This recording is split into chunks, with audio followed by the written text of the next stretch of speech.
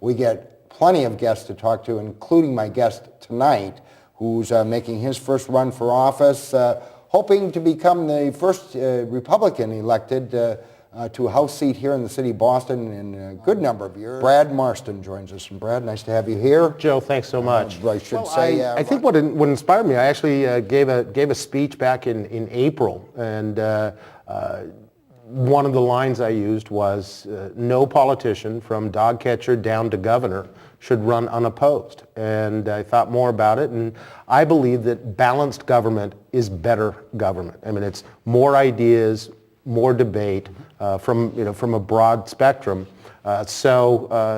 When I realized that the incumbent had not really ever had a serious challenge, I thought I'd put other people's money where my mouth is, and that's what it takes. Absolutely, and run for office. And my background is, as you mentioned, in the private sector. I spent about a dozen years in the financial services industry, and then after a brief and spectacularly unsuccessful attempt at an acting and singing career, migrated into restaurant management.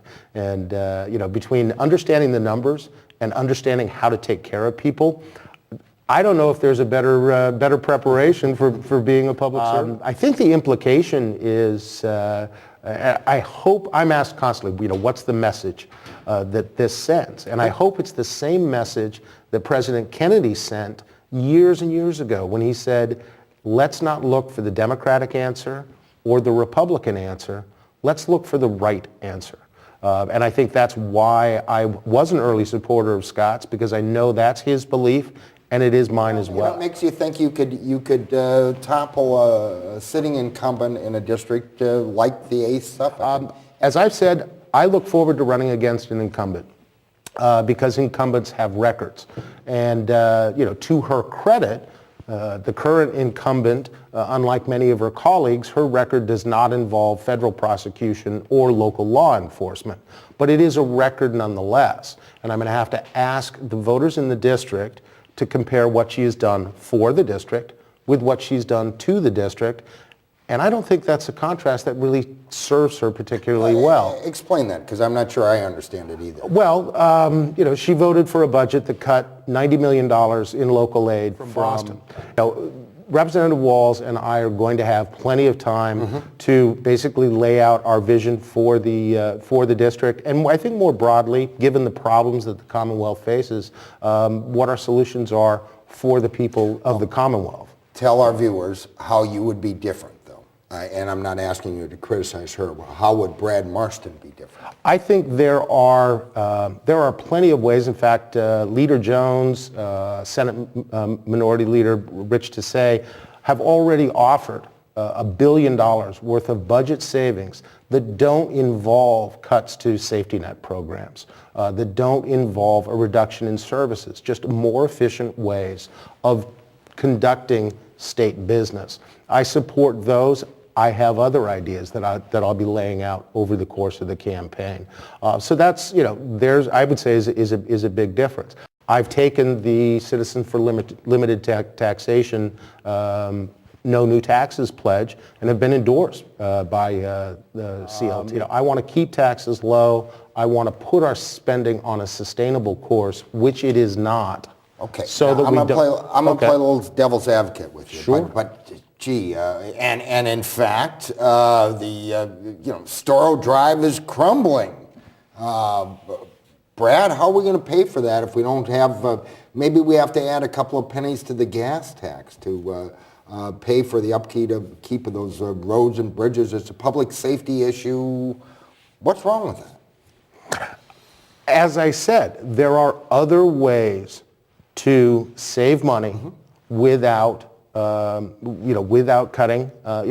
We spent, with all the talk of cuts, last year, fiscal year 2009, we spent $1.5 billion more than we did in 2008. This year's projected budget, we're going to spend $1 billion more than we did in 2010.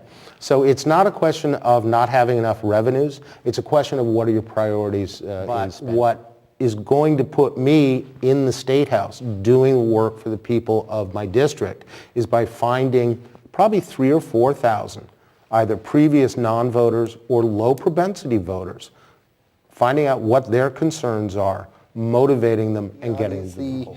Yourself kind of breaking through to getting to those people? Well, first thing, I've already knocked on 4,000 doors. I mean, people see me out in January and February, going door to door. If I can't get a hold of somebody, putting my flyer, and I've literally had people kind of go, "You're actually the candidate." I said, "Yeah." So I've gotten, very nice, fair coverage from the local papers. Social media is going to be a big part of it.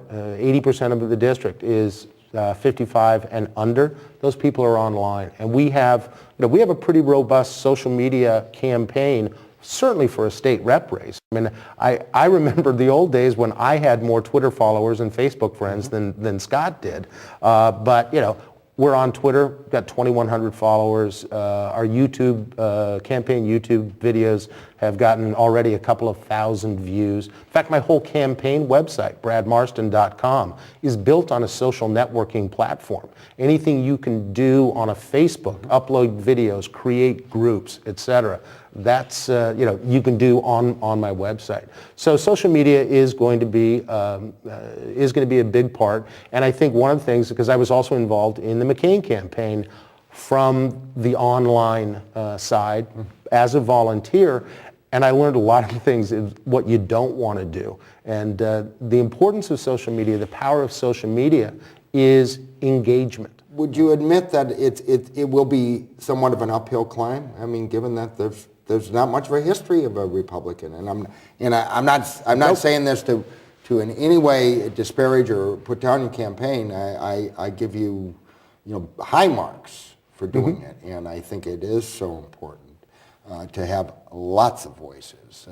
It's helpful, but is it an uphill climb?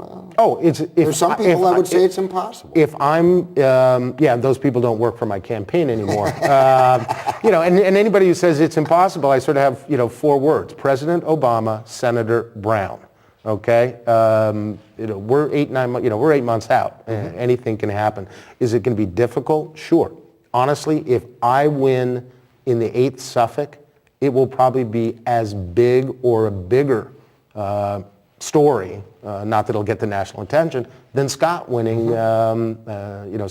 Because there are Republican areas of Massachusetts. Sure. There aren't any real Republican areas in my district. The issue, I think there's been some misunderstanding and misinterpretation of the Tea Party phenomenon, movement, whatever you want to call it.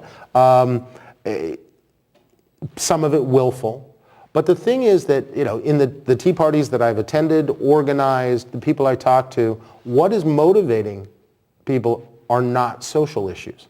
What's out, it's individual rights, states' rights, and the size, scope, and we think too much power being pulled into Washington, D.C. I mean, yes, if there's a movement to belong to, I belong to the Tea Party movement.